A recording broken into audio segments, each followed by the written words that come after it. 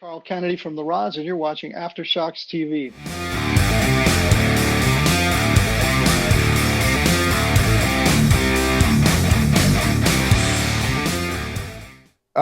There was just a recent death of famous producer Steve Albini. Mm-hmm. Okay, now I'd like to hear your take because, like, for me, I've heard about this guy for years. You know what I mean? Steve Sure. Albini's the best, Albini, right?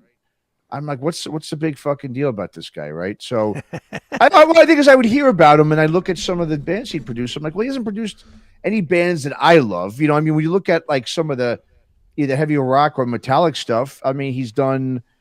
Obviously, the biggest album he did was In Utero, right? Nirvana's Right. In Utero. Uh-huh. Okay. Then he did, I think, he did an album by Chevelle. He did. He worked with Helmet, but he only did one song, but it's the best song they've ever had. In the meantime, which is the heaviest song they've ever had. Neurosis was another one. But really, after that, yeah, Pixies, Jesus Lizzie, that was more the alternative rock stuff, right? Not really metal or you know, whatever, or even alternative metal. So, but I'm like, so what is it with this guy? So I kept, I looked into not just his catalog, I read up about this guy, and I kind of now really understand why this guy was a big deal. And it really has nothing to do so much even about the music he put. Like, yes, if you're a alternative rock fan and in the vein of Pixies and Jesus Lizard and all those kind of bands, sure, you know that's a whole different thing. You're gonna probably love the guy. But coming from the outside, just being a rock metal guy and not knowing not being into all these bands he produced, this guy, though, I mean, you want to talk about integrity from a producer's perspective, you can't get bigger than this guy, better than I should say. Yeah. Let's just start with In Utero, since that was his biggest record. Okay, and that's his biggest integrity move. Yes, right. A guy who his main thing was, his big philosophy was about artists controlling the music and not the producers and not the labels and all that. Right. Right.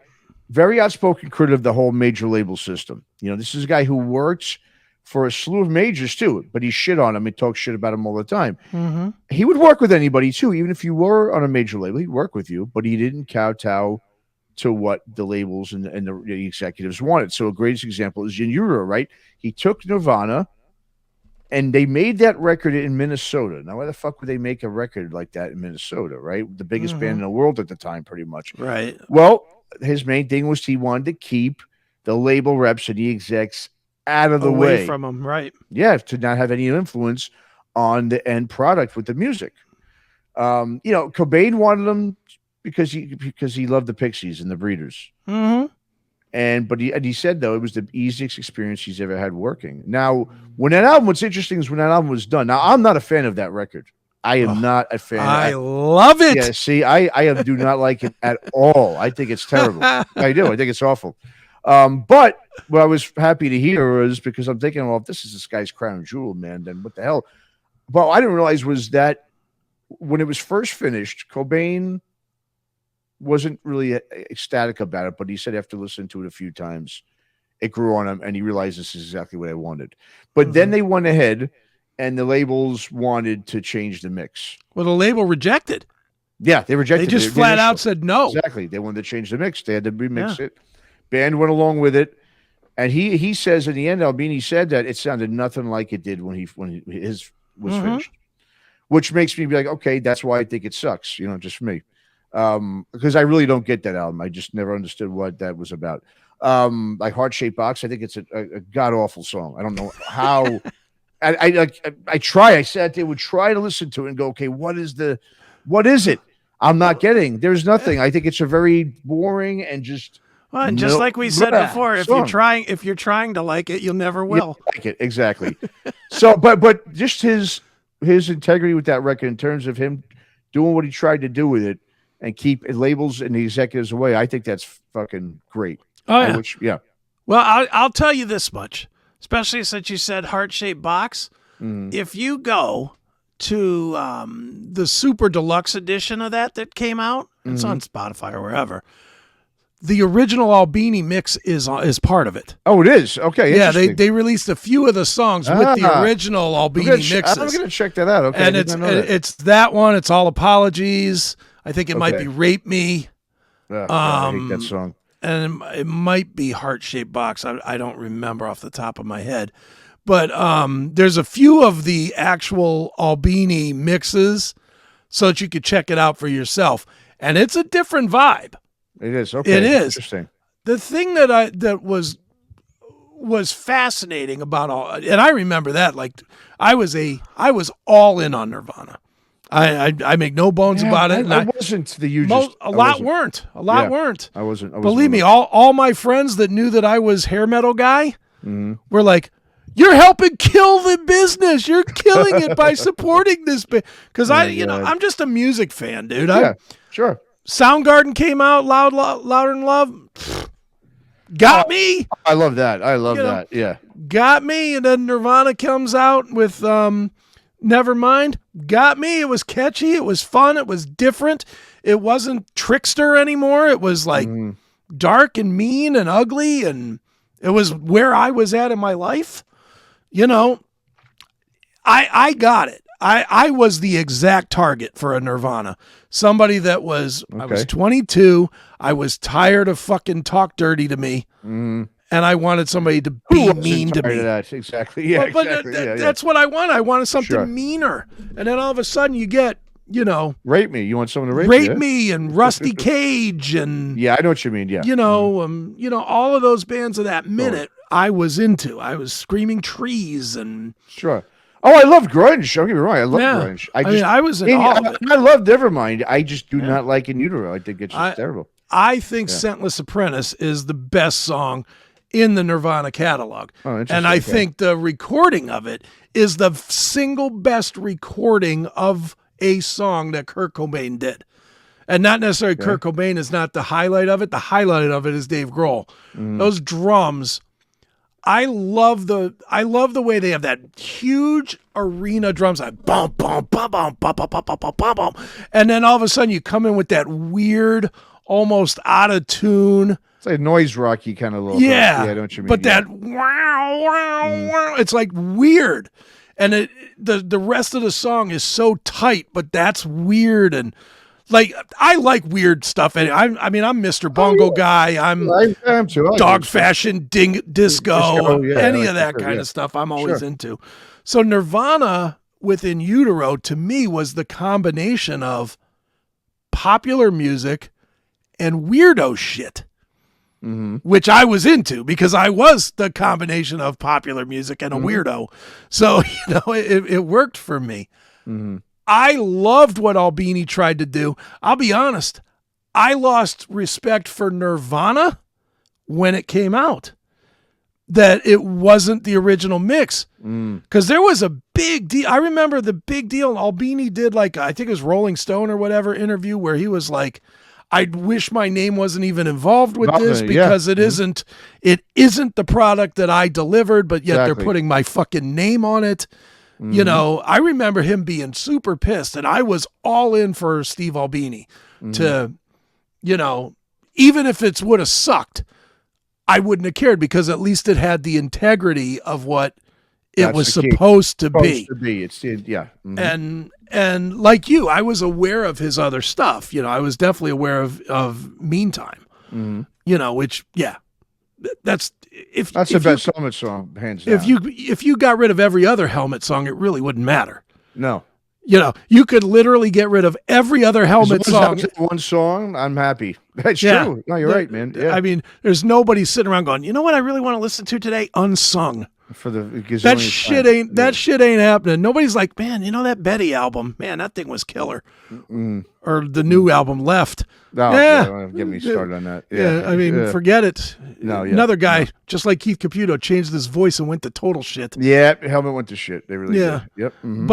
But Albini, when he did something, and you can go back to any band that you named in his catalog, every record he did had a certain fuck you to it. Every record had that. Even Pixies, even, all of it was really, really, He was like a punk rock producer that didn't produce punk. Yeah, that's a good point. Yeah. Well, he was the guy, like I said, his whole philosophy was, if you felt that if you put producers in charge of recording sessions, all right, that's not what their role should be. It'll destroy the record. Their role is supposed to be solving problems in capturing the sound of the music, and not to threaten the artist's control over the end result of their music. But at the same time, he was not going to put up with any bougie bullshit either. No, of course not. Like, he wasn't going to produce a Guns N' Roses record and deal with an Axl Rose. He would have done, just knowing what I know about that guy, he'd have dealt with that for about a week and said, you know what, fuck you guys, I'm out of here. Exactly. Call the next guy, because I ain't the guy. Yeah. I mean, he was just like, I'm comparing, like, for instance, I'm almost done reading that Tom Werman book. Okay, yeah. And I'm looking at, like, comparing, like, those two guys. Obviously, you compare an indie guy like Albini, but, became a major guy. And a guy like Werman, who was, kind of groomed within the major label industry. Sure. I mean, he was just bred within that thing. And, of course, the producers like him, I mean, I'm just looking at, like, for instance, the one thing about Albini is you don't have any of his bands ever complaining about how their product came out under him. Never. None. Zero. In fact, all they do is praise the guy. And Werman, listen, the guy, I'm not blaming Werman. Look, that's just the way the business was. And he put out, he's responsible for these guys making a lot of money and having long careers. But if you look at them, you look at so many guys, the D. Snyders and who, I mean, there's like a good 4 or 5 big bands that are like, get on the guy like, oh, well, if it wasn't for him, he would have blah, blah, blah. I think what that comes down to, it kind of makes sense to me. I think what it comes down to now is, these guys listen to those records. Now, they became successful, but but think about it. They also became successful for what? For a couple of hits. Not really for their full catalog. If you look at, like, for instance, Stay Hungry, everyone's just talking about, I want to rock it, and we're not going to take it. They're not talking about that's hell or whatever. Listen, that's one of my, I love that record. Don't get me wrong. I fucking love that. That was one of the records that got me into all this shit as a kid.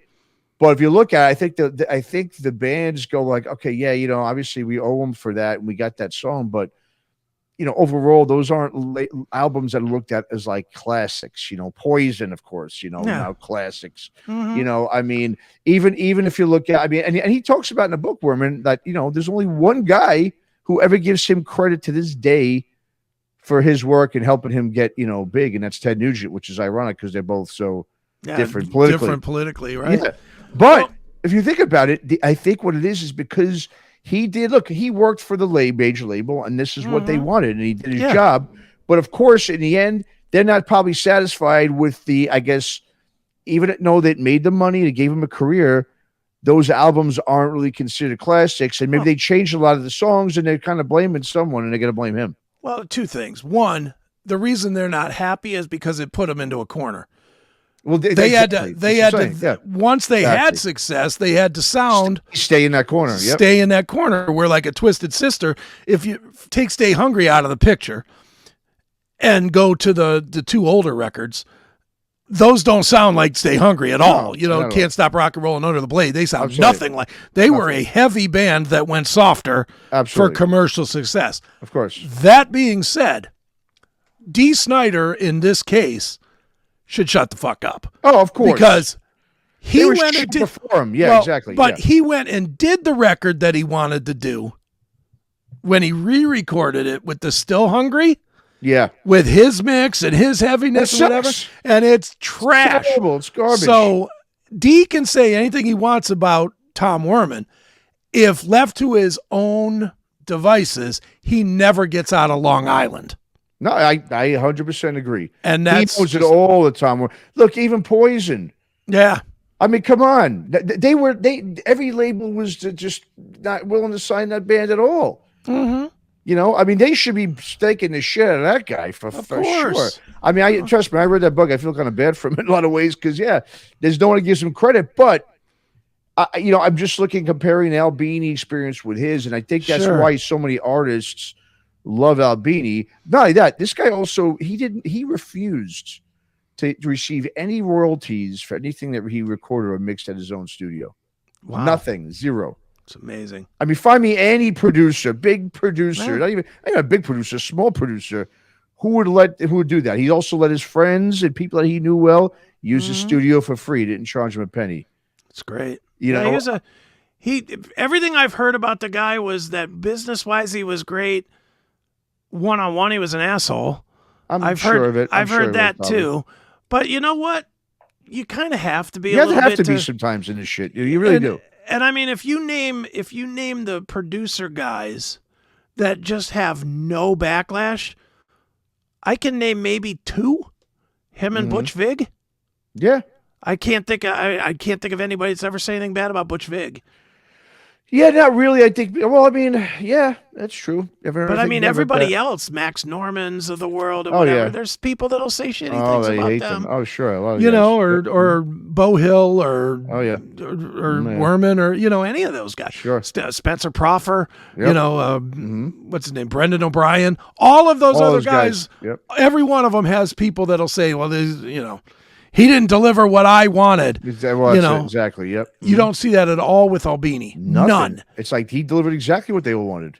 Every time. I love that. One of the things he railed and he hated was one of the things he hated was and I'm so glad it's because I think what it is this, as we know, a lot of these independent artists, indie artists, they just didn't understand the business aspect. They just understood. And why would they? They were 22-year-olds. Absolutely. I'm not saying they should. Exactly. Right.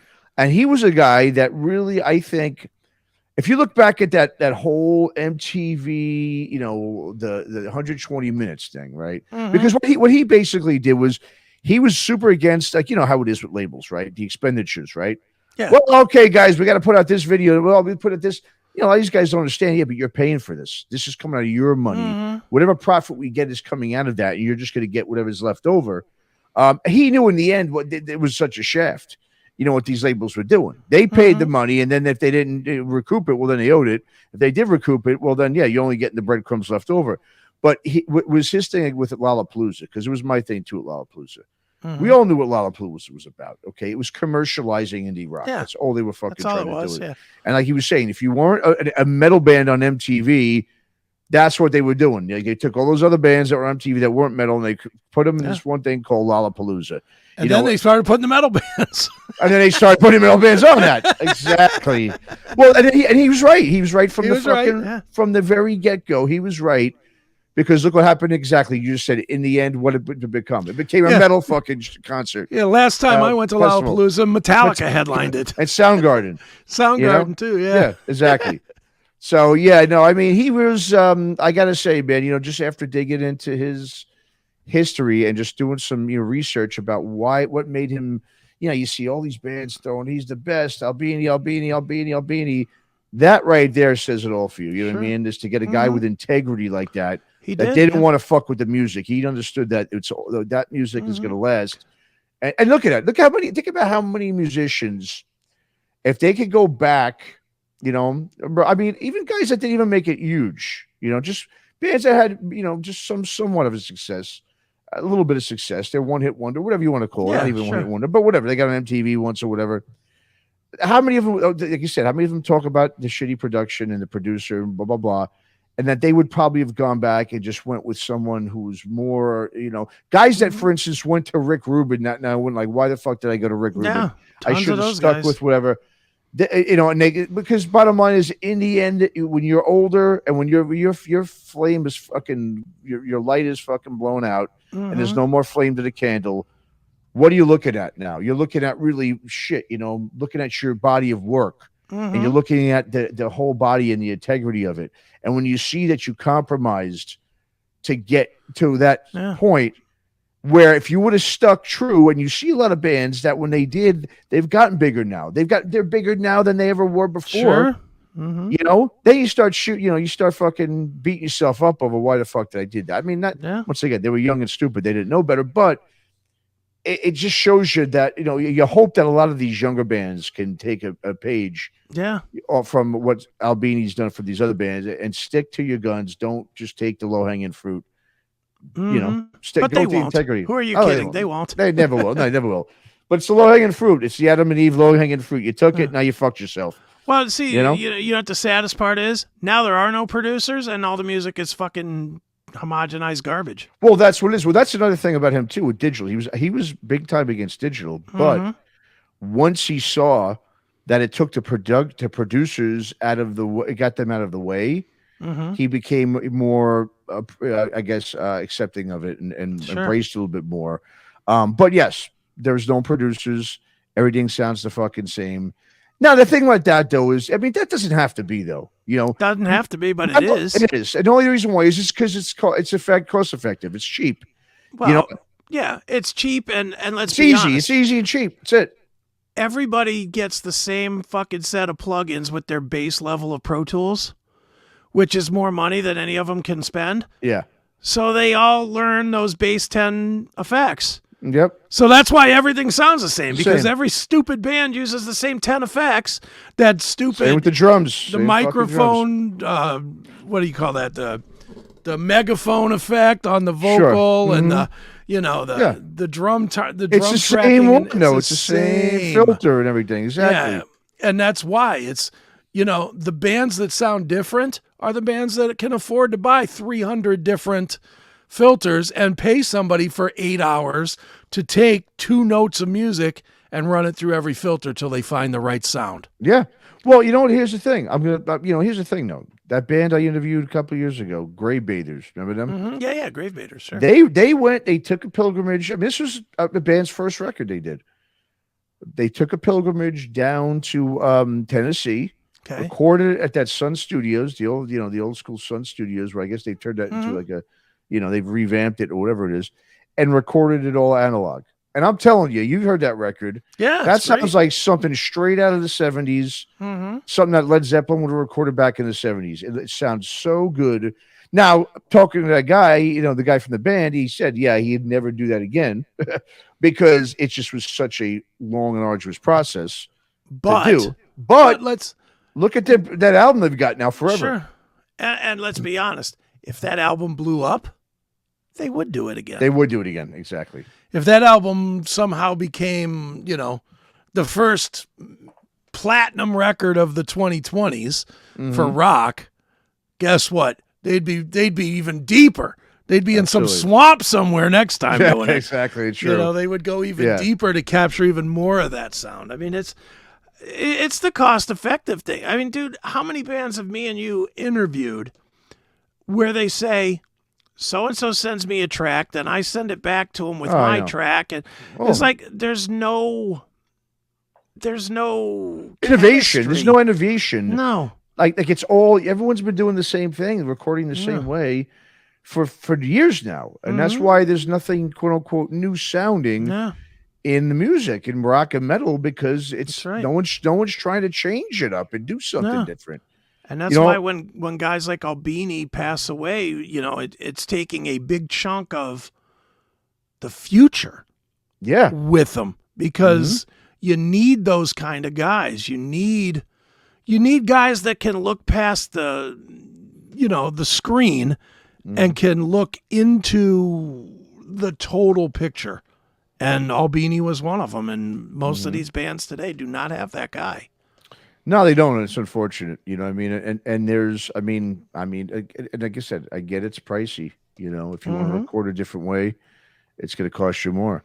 Yeah. But once again, and I'm not saying every album, a band puts out, you got to do something like that. But I think if you're a band, I wouldn't even say if you're a new band, if you're a band that's you're on the rise, you've got an album or two out that people are responding to, you're building an audience, nice and, slowly but surely type of thing.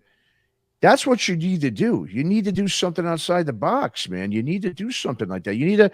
I'm not saying you have to go and record it analog, but you got to do something, whatever it may be. You got to do something that's going to set yourself apart from the rest of the rest of the other bands that are doing what you're doing.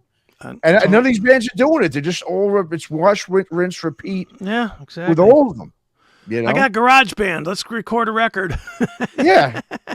Like I said, that's what I do with my brothers, for God's sakes. We record on GarageBand, and it sounds like it's recorded on GarageBand, dude. Exactly. It's like, Yeah, I mean, like I said, it's just it's just like I said, unfortunate we lost one of the great ones when it comes to integrity. You know, whether you liked the bands he put out or not, it's all about the integrity that he had, and given, like you said, the big FU to the labels, the major labels, the ones that paid his. I mean, he struggled to actually get any work from those majors for a couple of years after that because I'm sure he did after the in utero thing because of what he did with that whole situation. I'm sure he did, but you know what? He was right in the end.